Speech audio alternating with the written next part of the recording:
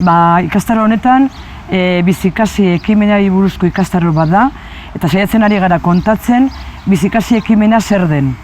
Hau da, Hezkuntza Sailak martxan jarri duen jazarpen kontrako ekimena eta elkarbizitza positiboren inguruko programa bat nolabait esateko, bai?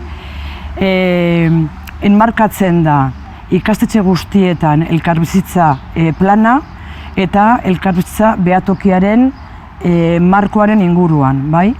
Ikastetxe guztietan elkarbizitza plana badago jarrita martxan duela denbora desente, eta ikastetxe guztietan badago baita ere jarrita martxan elkarbizitza behatokia.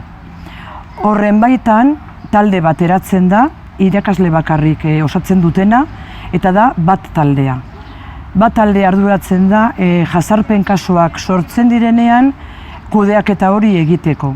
Eta bizikasi ekimenaren barruan egin duguna izan da hainbat materiala, bai gelarako, baita jazarpen kasuak daudenean, tresnak irakasleak kudeatzeko, behaketa egiteko, familiekin elkarrizketak egiteko, eta bar.